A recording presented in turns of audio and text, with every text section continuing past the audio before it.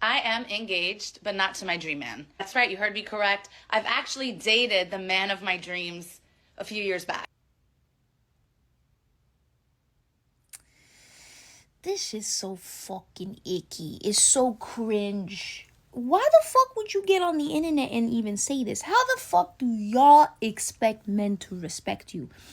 I can't believe certain women think, like, have this fucking mindset and then still have the audacity to think that they're worth marriage. Y'all are the reason why people don't want to get married. Y'all are the reason. Because of this type of fucking bullshit ass mentality. If the last guy fucked you so well like that, you should have stayed with him. You should have stayed with him. There was no reason to drag this poor guy into your life. I really hope this guy left your ass. I really do. And I hope you gave him the ring back.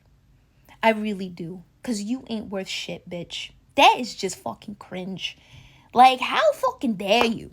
How embarrassing for you. Not even for the guy. For you. As she likes to say, may this kind of love never find me. Just as I also don't want any of the women in this video who ruin the lives of good men to find me. But first, don't forget to like, subscribe, and comment, because your support helps us a lot. I married the nice guy. The guy who made me laugh. I married the guy who was stable, who didn't yell. I married the guy who wasn't afraid to get down on the floor and play with kids.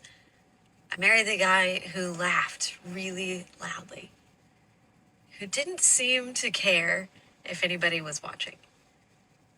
I married the guy who was soft with me, who listened to me on the phone for hours. Spoiler alert, guys, they are separated, heading towards divorce, which is so disappointing and exactly why so many will say that a man will sacrifice his happiness for his family and a woman will sacrifice her family for her happiness. And it is exactly when loyalty and commitment is not valued over individual happiness. In these situations, 100% of the time, the grass is not greener, and the woman ends up regretting the divorce. But what's unfair and unfortunate for men oftentimes that are committed, that are loyal, they have to go through this sort of loss, and that kind of stinks. Oh, hell no! My fiance is not the man of my dreams. I've been with the man of my dreams before. I've been with somebody who made me feel so many sparks and greatness while my husband just sits there. Boring, whatever, just settled. This is what women are saying online about their husbands. Sometimes I wish social media didn't exist, even though I love it as a social media platform that you guys know I use. Clearly, that's why you watch me, but I'm being so serious. Some of you guys do not deserve to be on social media, and you embarrass your husbands every single day. Look at what this lady said. I am engaged, but not to my dream man. That's right, you heard me correct. I've actually dated the man of my dreams a few years. The scariest thing a woman could ever do to you is make you feel like you are the guy of her dreams. Oh, well, you're just a placeholder and you're probably the reason why she settled. And it's sad because you will feel nothing but fireworks, love, and desire for this woman. I think the scariest thing is to love somebody a lot and they don't love you the same. And you think everything is so different compared to them. That's scary. And then hearing your partner say this online, imagine finding this out, not from them, but on social media. Nice. Women say that men are evil and men are bad, but I really do believe that nice guys get treated the worst. I feel like women treat them so fucking bad and put them in such awful positions all the time on purpose because they know they're not going to either speak up or say stuff. I could just imagine how her relationship is. I find it so sad that a lot of you guys feel so comfortable talking about stuff like this. I don't see the point of it, but whatever, y'all. I want to know what you guys think about stuff like this. I think people share too much information, but I'm glad social media exists because now we get to see what type of people you truly are, and this is what you want to use your platform for, talking crap about your man. When life keeps you away from a type of woman like that, remember that the first sentence Jesus said is, "Lord, deliver us from evil." God is delivering you from a viper that is only consuming your life. Do you know what's sad? That many women are like that. They get involved with men who are a great match for a good woman. They don't love them, but since they see they would be a good father and husband project, they get involved with them, while in their head there is another man. And they ruin your life. They destroy you in the divorce.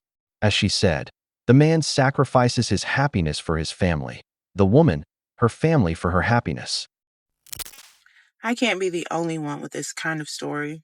About 2 years ago, I was in a relationship with a man, and he was about 40. I was about, 25, 27, something like that. But he was willing to invest in me physically, financially, emotionally, religiously, like all aspects. He wanted to make me a better woman for him. Well, he boosted my self-esteem and my well-being so much that I thought that I could do better than him. And now fast forward, I am now post dealing with a narcissist. I now understand that not all men have your best intention at heart. Not all men will invest in you, and not all men will uplift you. So when you get the opportunity to date such a man, do not let it go. I love it when life sends your karma your way. That man cleaned you up. He made you shine. When you were at your best thanks to him, you empowered yourself. You thought, I don't need you. Look how karma hit you. That's why, men, invest in yourselves. My ex was the most handsome and good person I've ever gotten, and I don't think I can do better. He didn't want me enough to commit. Okay, so this is for you if this resonates with you. If you ever have that thought of they're the best person I've ever dated and they didn't want me, or they're going to meet somebody else, listen up. Okay, so first of all, let's talk about the matrix of experience. This comes up a lot with my clients, where they will say, okay, they've had 4 serious relationships, maybe until the age of 30. Let's say that the client is 30. They've had 4 serious relationships. And so what I'll say to them is, you're telling me that because 4 relationships, 4 people out of 8 billion with a B didn't work out, you've decided that that is what is possible for you. 4 people it didn't work out with, and there are 8 billion people walking this planet, and you've decided that your matrix of experience, what you've experienced up until now, is somehow indicative of what's out there. It's such an illogical argument that even though your brain is telling you that it's powerful because you're trying to protect yourself, you literally cannot argue around it. You can't. There is no reason to think that because of the small handful of relationships you've been in, you somehow now have data for what is available and possible for you. The truth is, you could actually make a better argument that you're more likely to meet a really good person because in such a short period of time you have met someone wonderful than the alternative. So we're going to throw that argument that you've met such a great person, so you're not going to meet somebody else so great again. We're going to throw that in the garbage. The next thing is this idea of looks. I have a few clients, and I understand this, where they're kind of hung up on the fact that their ex is really conventionally attractive. But every single one of them, if I ask them, have you ever been really physically attracted to somebody who wasn't that conventionally good looking? They always say yes. So it's not a fear of the looks being the barometer for attractiveness, if that makes sense. So it's not that they're afraid that they're not going to meet somebody they're attracted to because that person was so good looking. More likely what they're really afraid of is that other women are going to that their ex is going to be more likely to move on more quickly, to not care about them as much because they're so good looking that they can get other people. Stop it. Get some help. Exactly. You hit the nail on the head. A woman likes to feel like she has the upper hand. When she sees that the man she left has options and moves on quickly, that man becomes an obsession for her because it makes it clear that you're not that special. She doesn't like that because many women like to leave the man, go try somewhere else, and months later come back looking for the guy they left when things don't turn out the way they expected. That's what's happening to this woman. Women. So why does it matter if they get other people? Why does it matter? One, it has nothing to do with your life. But secondly, just because they can get somebody interested doesn't mean they've magically woken up with a set of emotional skills for limbic resonance and attunement and, being able to meet someone's needs and being able to express vulnerability and shame and all of those things. Did they wake up with that magical toolkit? I don't think so. So what if they get somebody in the door? It doesn't mean they're going to keep them, and vice versa. And then I am going to lovingly challenge this idea. The way this is written, when we're talking about this person is so good, we really usually have them on a moral high ground on the pedestal when we're describing them that way. So I would go back to my previous video where I show you an exercise how to compare the pedestalized version of them to the real version of them. Often what we're doing is hanging on to who they say that they are, or who we thought they were based off the honeymoon phase, rather than data from who they actually showed up as. And then lastly, if I could give all of you one gift today, it would be to internalize that when someone that you have dated decides they don't want to date you anymore, and they decide that there's somebody else that they want to date, it does not mean that that person is better than you. What the heck does better even mean? You should only be interested in the people for whom you are the ideal. It's all subjective. It's all subjective. Yes, you should mourn the hope and the fantasy that you thought this is going to work and that you wanted it to work. Grieve that.